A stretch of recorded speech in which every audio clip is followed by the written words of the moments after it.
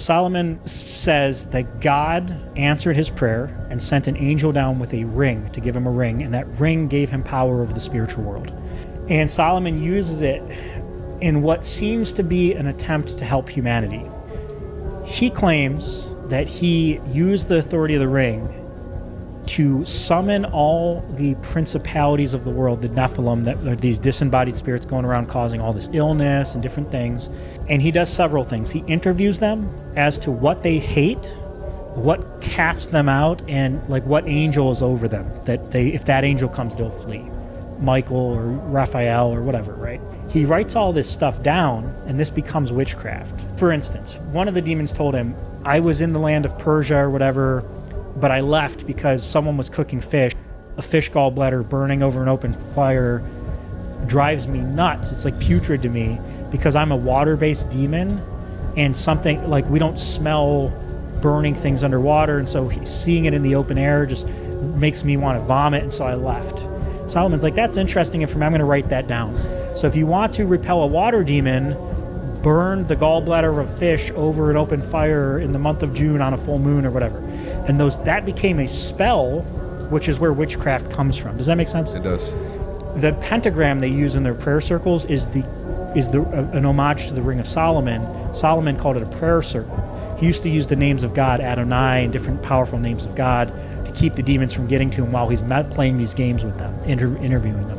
He would summon them, milk them for information, forcing them to comply with the ring, and then basically saying, okay, you go over here. He would enslave them to build the temple of God.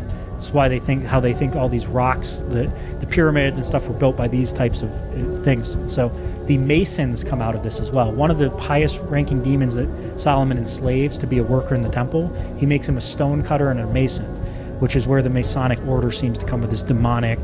Does that make sense? It's like all tied together.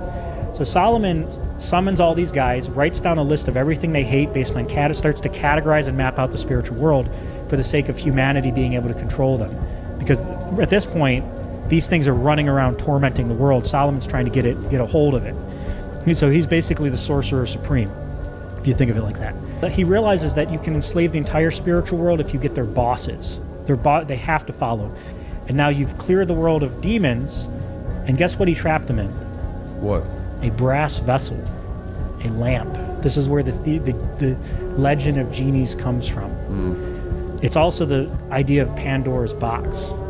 All the evil of the world trapped in one little bitty vessel, right? He throws it into the lake, drowning them.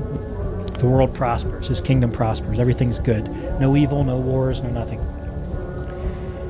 Humanity, hearing the legends of this, start trying to dive the sea to figure out how to get this lamp back up so they can release these things so that they can manifest. This is like literally manifestation. This is why it's so dark and deep. Very ancient roots to these things. They want stuff. These things have power, and while they were horrible and tormenting us, they also gave us what we wanted if we worshiped them, right? So they opened Pandora's box. Solomon's still in control because of the ring, but at this time, and this is where Balaam comes back in, guess what they did to trip up Solomon? They sent a woman to cause him to fornicate, who forced him as a literal prerequisite to sleeping with him, you have to worship my foreign god. They always try to get God to punish us through our sin because they can't curse us because of the authority we have in Christ. So they release Pandora's box. Solomon's still in control, but now he's being tempted to, if you want to marry the queen, I think it was the Queen of Sheba, you have to worship Moloch. So he sacrifices to Moloch, and he said the second he did it, he said, I immediately felt the Spirit of God depart from me. He said, as I continued to do it, I felt it completely abandon me, and I became the sport of the demons I once controlled. Spent the rest of his life tormented by demons and giving into all these different things. Now that God wasn't protecting him, he became a master of witchcraft to try to force these things to not be able to. He tried to take it into his. It's like, God's abandoned me. They're going to kill me. They're going to ruin my life. I have to figure. And so he comes up with all these spells he wrote. I remember so and so said he hates gallbladders, and so he started, get me 3 gallbladders of this, and he basically became a sorcerer in order to ward off the demonic world, which is now at his doorstep. And this is the birth of witchcraft. Solomon really perfected the art of the modern occult through his desperation to ward off the spiritual world after God abandoned him.